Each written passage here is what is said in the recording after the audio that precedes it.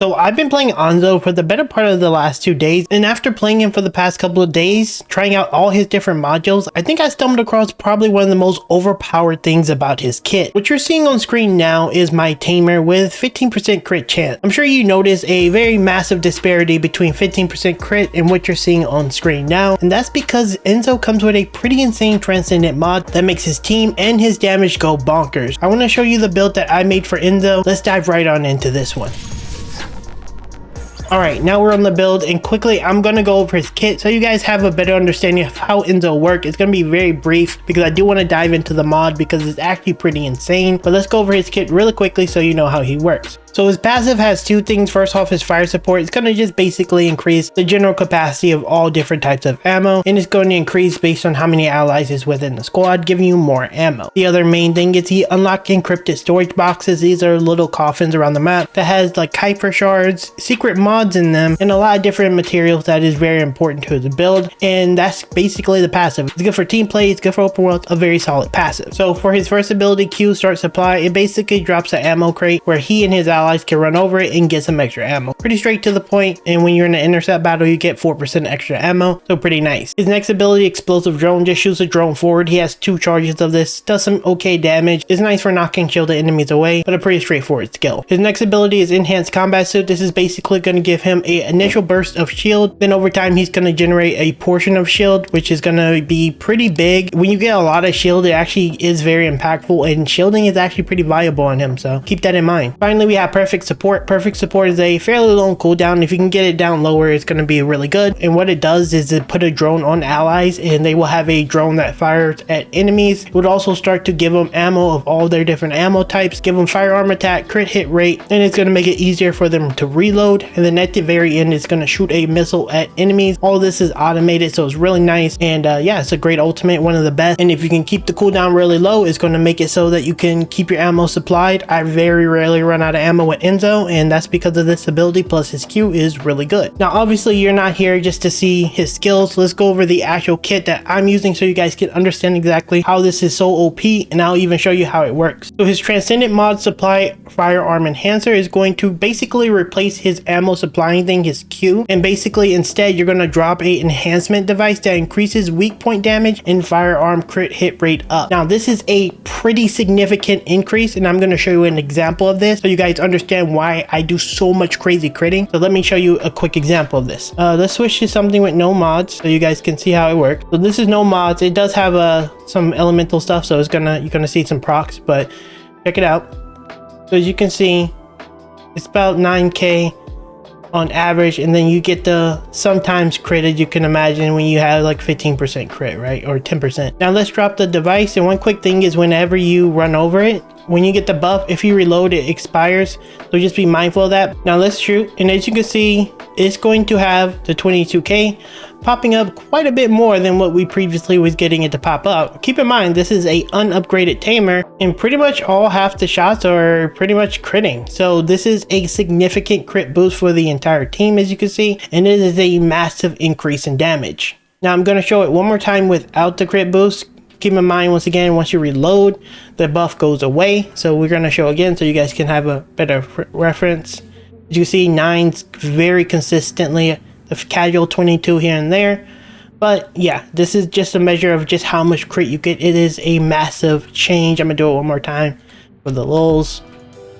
And it goes away once allies have all picked it up. It'll stay there if they haven't picked it up. And this is pretty OP for someone like Glay who can continuously shoot. This is like one of the best Glay tools in the entire game. It's absolutely bonkers, and it gives a ton of damage. This is a base Tamer, no crit, a very low crit weapon in general, and it's critting like mad. Imagine if you have, let's say, a 35, 45% crit weapon plus this is 100% crit, like every single shot with that kind of weapon. This is absolutely bonkers, and it is like one of the most OP mods in the entire game because you can give it to every single ally, and as you can see with my build, I can pretty much keep this up almost infinitely as long as I'm like putting it down within the time frame. So now here's the annoying thing. The only way to actually get one of these is to do encrypted vaults, and you have to do on the ultra precise encrypted vaults. If you do it in the Vesper area or the, I believe, the White Knight Clutch area, this is the only places that can drop it, and it only can be dropped from the ultra precision like coffins. So it's really annoying. What I did, if you're farming it,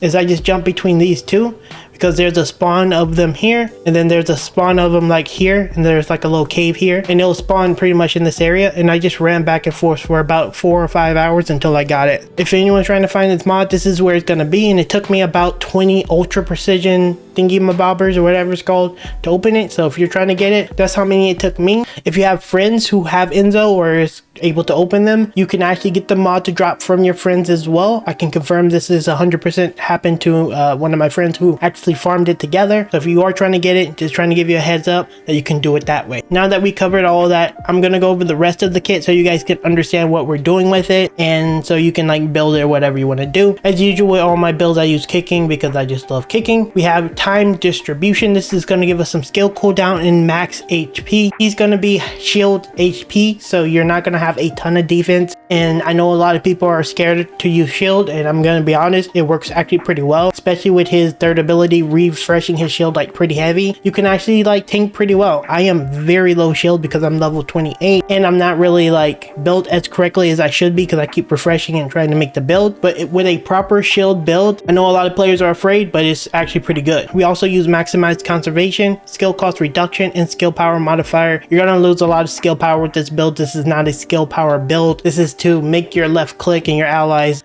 shooting much better. Not left click, but shooting much better. And yeah, this is the point of it. We want to keep our cost low so you can keep pressing it off cooldown to give them the buff, because it is a massive buff. We also use nimble fingers. We're sure this is self-explanatory. We want to keep the cooldown as low as possible, so that's why we use it. Increase shields to give us some more maximum shields. Then we have maximized duration. It's going to give us duration, but we lose some of our skill power once again. Then we have increased HP, again for obvious reasons, to stay alive. And then we have weighing the scales.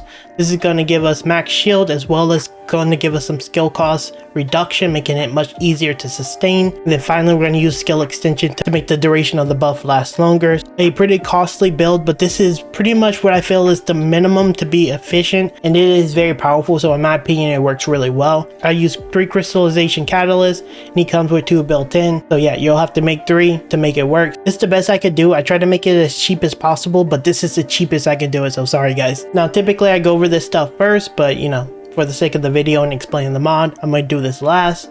As usual, we're using our tamer. I'm going to show you, I have quite a few different tamers if you want to take a look at them, but I use different variations of the tamer with different elements and stuff like that, and then I'll show you the like modifiers on it so you know exactly how we're building it. So for the tamer, we have rifle reinforcement, action and reaction, mental focus, weak point detection, weak point insight, or weak point sight, sorry, bullet range, concentration priority, and then better insight. A pretty straightforward crit hybrid weak point build, and yeah, it works really well. For our secondary, we just use the secret garden. It's really not leveled up, but there's no real reason for it. For a reactor, we're using a materialized phase reactor with a enduring legacy mounting.